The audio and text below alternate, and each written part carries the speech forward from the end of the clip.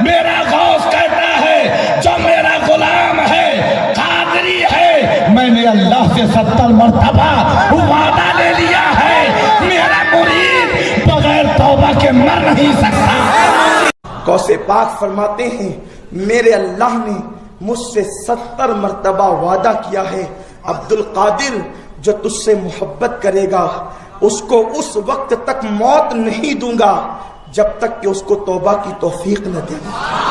تیرے ماننے والے کو پہلے توبہ کی توفیق دوں گا اور اس کے بعد پھر اس کو موت عطا کروں گا۔ حضور غوث پاک رضی اللہ تعالیٰ عنہ فرمانے لگے، میں نے عرض کی مولا میرا نام لینے والے بغیر توبہ کے نہ مرے، تو فرمایا عبد القادر جا وعدہ رہا جو تیرا نام لے گا مرنے سے پہلے توبہ کی توفیق دے دوں گا۔ کہ غوث پاک رضی اللہ تعالی عنہ فرماتے ہیں میرا مرید چاہے کتنا ہی گناہ گار ہو وہ اس وقت تک نہیں مرے گا جب تک توبہ نہ کر لے۔ کہ آپ نے فرمایا کہ اخذت اللہ 70 موثقا ان لا يموت مریدی الا علی التوبۃ والایمان، فرمایا کہ میں نے اللہ سے 70 دفعہ وعدہ لیا ہے کہ میرا مرید اس وقت دنیا سے نہیں جائے گا جب تک کہ وہ توبہ نہ کر لے اور ایمان کی حالت ہی میں وہ دنیا سے جانے والا ہوگا۔ جیسے کہ آپ تمام لوگ جانتے ہیں کہ اللہ تعالیٰ کو نبی پاک صلی اللہ علیہ وآلہ وسلم سب سے بڑھ کے سب سے افضل ہے، تو کیا اللہ تعالیٰ نے نبی پاک صلی اللہ علیہ وآلہ وسلم ان کے گھرانے یعنی اہل بیت کو یا خلفائے راشدین کو یا کسی ایک نبی کو 1,24,000 انبیاء کرام میں سے یہ بات کی، اے نبی صلی اللہ علیہ وآلہ وسلم جو تمہیں مان لے گا اس شخص کو میں تب تک موت نہیں دوں گا جب تک کہ وہ توبہ نہ کر لے؟ نہ ہی تو نبی علیہ السلام کے غلاموں کو یہ سعادت حاصل تھی، نہ نبی پاک صلی اللہ علیہ وآلہ وسلم کے گھرانے کو یہ سعادت حاصل تھی، نہ خلفائے راشدین کو یہ سعادت حاصل تھی۔ تو پھر یہ بڑے پیر صاحب یہ عبد القادر جیلانی کون ہے، کیا ہے؟ ہم ان قادریوں کو ان پیروں کو ماننے والے لوگوں کو جھوٹا نہیں کہتے، ہم ان کی کہانیوں کو آج کہتے ہیں کہ یار یہ جو کہہ رہے ہیں ٹھیک کہہ رہے ہیں، سچ کہہ رہے ہیں، چلو بالفرض یہ مان لیا جاتا ہے سچ کہہ رہے ہیں۔ تو کیا ان لوگوں کا نبی علیہ السلام پر ایمان نہیں؟ 1,24,000 انبیاء کرام اس دنیا میں آئے تو کیا ان لوگوں کا ان پر ایمان نہیں؟ یہ جتنے کہانی باز لوگ ہیں یہ جو کہانیاں سنا رہے ہیں، کیا ان کے بعد والے لوگ جن کو تھالی کے اندر اسلام ملا، نبی علیہ السلام کے گھرانے نے جو قربانیاں دی، خلفائے راشدین نے جو قربانیاں دی، ان کے بعد جا کے جو ان لوگوں کو تھالی کے اندر پروس کے دیا گیا اسلام، کیا ان لوگوں کے ساتھ اللہ اتنا راضی ہے؟ کہ عبد القادر جیلانی کا جو مرید ہے اس کو میں نے بخش دی، اس کو میں تب تک موت نہیں دوں گا، یا خالی جو عبد القادر جیلانی کا ایک بار نام لے لے اس کو میں تب تک نہیں موت دوں گا جب تک وہ توبہ نہ کر لے۔ غوث پاک کا دیوانہ رہتا تھا، وہ بچوں کو سیدوں کے بچوں کو بہت پیار کرتا تھا، اور وہ سید کا بچہ دیکھ لیتا اس کو اٹھا کر کھلاتا، اس کو چیز دلا دیتا اور اس طرح کرتا تھا۔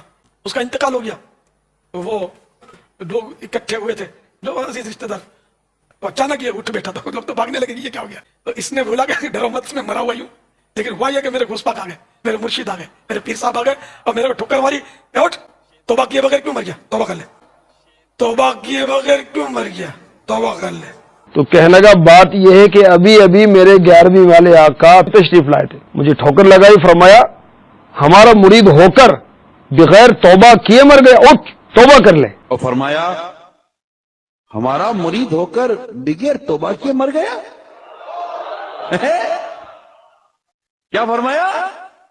ہمارا مرید ہو کر بغیر توبہ کیے مر گیا، اٹھ اور توبہ۔ پھر انسانوں کی اشرف المخلوقات کے عبد القادر جیلانی کی نظر کے اندر کوئی قدر ہی نہیں ہے، آ کے ٹھوکر مار کے اٹھاتے ہیں۔ کیا سمجھتے ہیں؟ حقیر سمجھتے ہیں؟ خود کو کیا سمجھتے ہیں؟ عقل کل سمجھتا تھا؟ کیا سمجھتا تھا تمہارا پیر کہ اس جیسا دنیا میں کوئی خاص انسان نہیں بنا؟ کیا نبی پاک صلی اللہ علیہ وآلہ وسلم نے بھی اپنے کسی مرید صحابہ یا کسی غلام کو کبھی ٹھوکر مار کے اٹھایا؟ وہ جب مرا ہوا ہوتا تھا، شہید ہوتے تھے، کبھی ٹھوکر ماری ہے آپ نے؟ اٹھ جاؤ اللہ کے حکم سے اور توبہ کر لو، یا چلو ویسے ہی ٹھوکر ماری؟ تمہارے عبد القادر جیلانی جو ہے وہ اپنے بارے میں کلیم کرتے ہیں کہ دنیا کے جتنے ولی اللہ ہیں ان کے گردنوں پہ میرا پیر ہے، جب تک پیر نہیں ہوگا وہ ولی نہیں ہوگا۔ میرا یہ قدم تمام اولیاء کی گردن پر ہے، تمام اولیاء کی اونچی۔ ایک معنی تو یہ کہ صحابہ کے بعد جو ہے ان کو اولیاء کہا جاتا ہے، وہ مراد ہیں، کچھ یہ تفسیر کرتے ہیں، مگر غوث پاک فرماتے ہیں کل ولی اللہ، تو میں تو سارے ولیوں کو مانتا ہوں۔ تو اب میں نے اس پہ آپ کو بتایا ہوا، میں نے اس کو سمجھا کیسے تھا اس ارشاد کو، وہ بھی مہربانی ہوئی تھی۔ سارے ولیوں کی گردن پر غوث پاک کا قدم ہے، بڑوں نے شفقت سے اٹھایا ہوا ہے، چھوٹوں نے تعظیم سے اٹھایا ہوا ہے۔ جناب حضرت غوث ثقلین کا یہ کلام قدمی عازی علی رقبت کل ولی اللہ، میرا یہ قدم اللہ کے سارے ولیوں کی گردنوں پر ہے. ہم کہتے ہیں ہم غوث پاک کے گلی کے جناب ولی تو ہیں نہیں کہ ہم کہیں کہ آپ کا قدم ہماری گردنوں پر. ہم تو کہتے ہیں یا غوث ثقلین، اے غوث اعظم، آپ اگر نسبتوں میں ہم عاجزی کا یہ انداز اختیار کرتے ہیں، آپ کی گلی کے کتے سے بھی نسبت ہو جائے، یہ بھی ہمارے لیے بہت بڑی سعادت کی بات ہے. تمام صوفیاء کے سلاس کے امام میرے شیخ و میرے مرشد غوث الاعظم شیخ عبد القادر جیلانی، ان کا قدم سب ولیوں کی گردن پر. یہ ایجنٹس ہیں، یہ صرف پیسے کمانے والے ایجنٹس ہیں. ان کو چھوڑا گیا ہے ہم پر، مسلمانوں کو، کہ تم مسلمانوں کو کہانیاں سناؤ، ٹھیک ہے، جو جتنے بھی مسلمان ہیں ان کو فاسق کرو، کیونکہ ترجمہ سے قرآن تو ویسے نہیں پڑھتے، وہ ان کو فاسق کرو، ان کا ایمان خراب کرو، برباد کر دو، ان کو پھوٹ ڈال دو. اللہ رسول ان تمام چیزوں سے ان کو دور کر دو. صرف اور صرف وہ یہ چاہتے ہیں اور کچھ بھی نہیں چاہتے. پھر تم لوگ ایسے لوگوں کو اللہ کا ولی بھی مانتے ہو، کامل بھی مانتے ہو، ٹکے کا علم نہیں ہے ان کے پاس، انہی سنی باتوں پہ عمل کیا ہوا ہے. اس لیے خدا کا واسطہ بھی کہہ رہا ہوں، آپ لوگ پڑھیں تاکہ آپ کی اولاد، آنے والی نسلوں کو شعور ملے. خود سوچیں آپ اتنے جاہل ہیں تو وہ کتنے جاہل ہوں گے.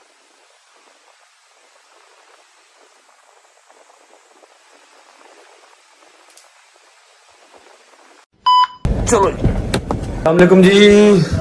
ہاں جی ٹھیک ٹھاک ہو؟ اس دفعہ ساری رات ہماری ملاقات نہیں ہوئی ہے نا.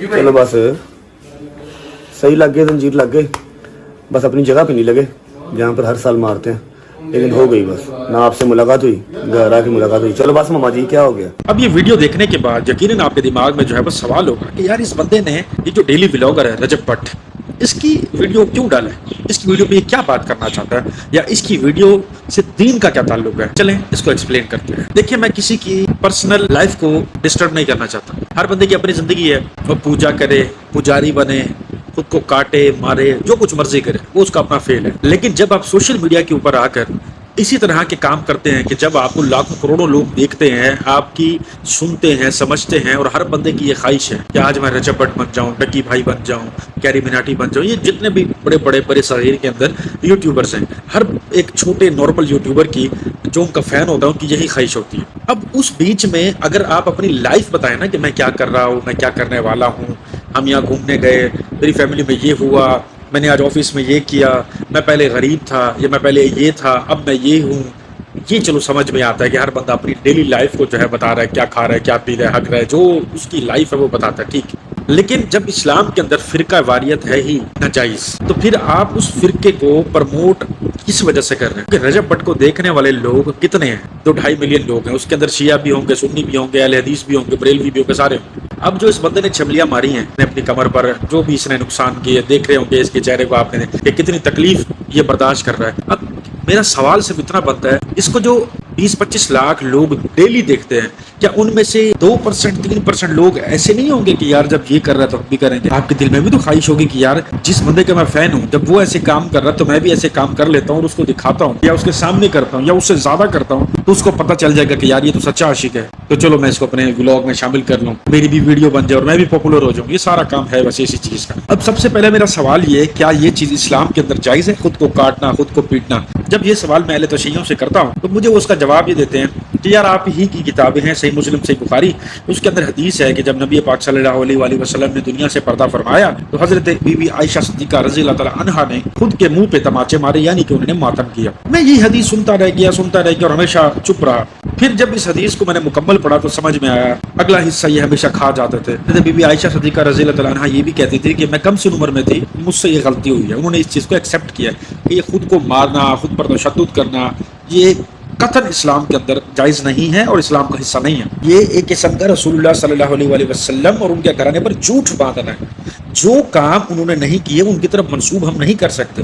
کیا قرآن میں اللہ نے نہیں فرمایا کہ اے لوگوں جو تمہیں نبی دے وہ لے لو، جس سے نبی روکے رک جاؤ؟ روک. اب روکنے کا کیا مقصد ہوتا ہے کہ ایک چیز نبی علیہ السلام نے نہیں کی تو وہ آپ کر رہے ہیں تو وہ قطعاً جو ہے بدعت ہے، حرام ہے. لیکن آپ پھر آگے سے یہ دلیل دیتے ہیں کہ کسی چیز کا اسلام کے اندر منع نہ ہونا اس کی دلیل ہے کہ آپ اسے کر سکتے ہیں. تو میرے بھائی یہ تھی میری اس ویڈیو کے حوالے سے ایکسپلینیشن.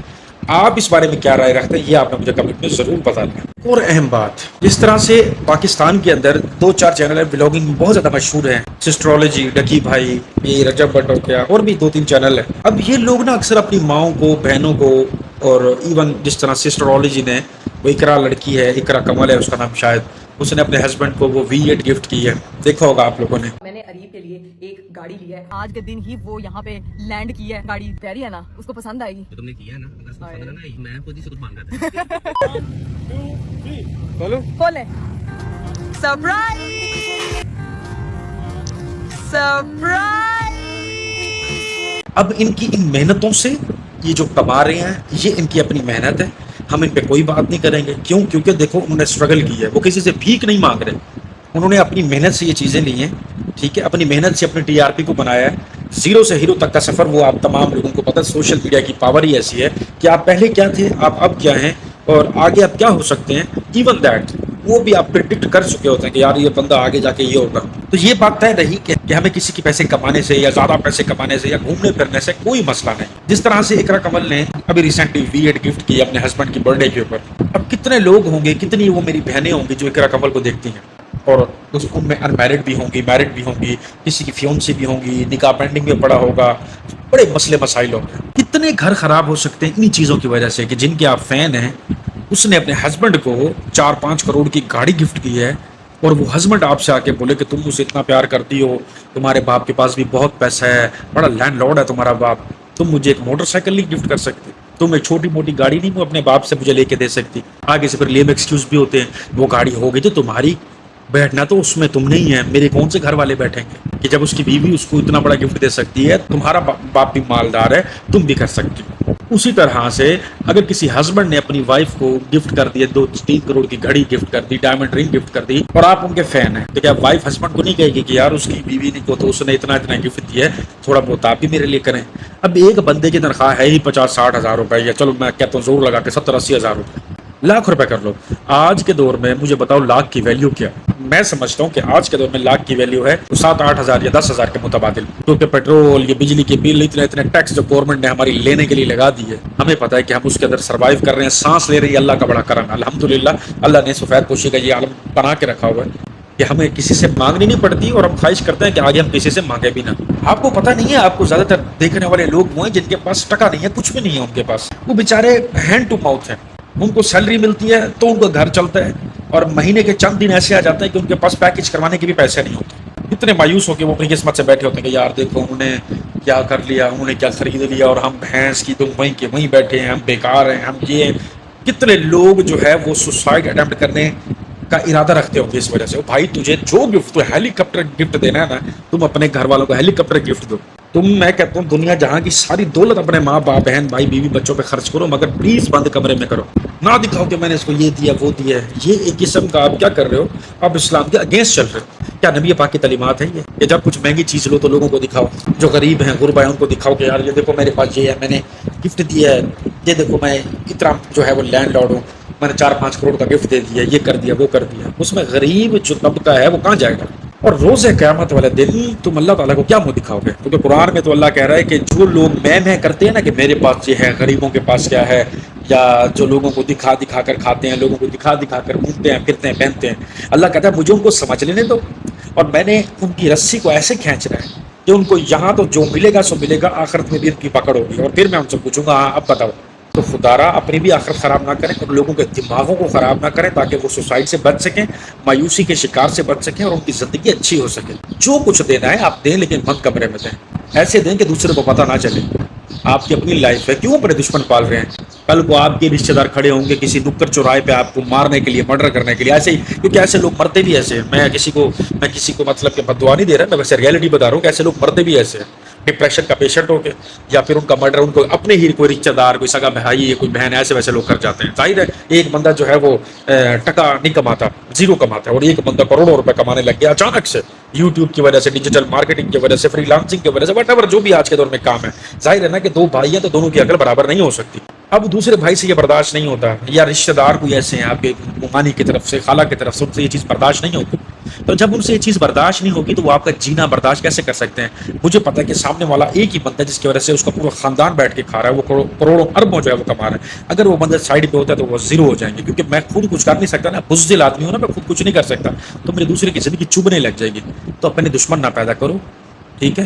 ایسی کسی گلی چوراہے پہ تمہیں کوئی ایسا تمہاری گیم بجا دے گا، دنیا تو جائے گی، سو جائے گی، کیونکہ دین کا کام تو تم کر نہیں رہے، آخرت بھی تمہاری لیٹ ہو گئی ہے. خدا کا واسطہ से रिक्वेस्ट कर रहा हूँ, चुप करके अपने काम से काम रखो, अरबों खरबों छापो, कमाओ, खाओ, उड़ा दो, आग लगा दो, दुनिया को मत दिखाओ। दुनिया भी बिगाड़ रहे हो तुम और अपनी आखिरत भी बिगाड़ रहे हो तुम और अपने लिए दुश्मन भी पैदा कर रहे हो तुम। मेरी ये सोच है, ये जो आप तक मैंने पहुंचा दी, आपको कैसी लगी आपने मुझे जरूर बताना है। और अगर मैंने इसमें कुछ गलत कहा तो मैं इंसान हूँ, कोई मैं अल्लाह माफ करे फरिश्ता नहीं हूँ, तो मुझे आपने जरूर मेरी इस्लाह करनी है। मैं मोटिवेट होता हूँ आपकी बातों से। ठीक हो गया, तो दुआ में याद रखिएगा, अपना रखिए बहुत सारा ख्याल, दीजिएगा आज तक को इजाजत, अल्लाह हाफिज़।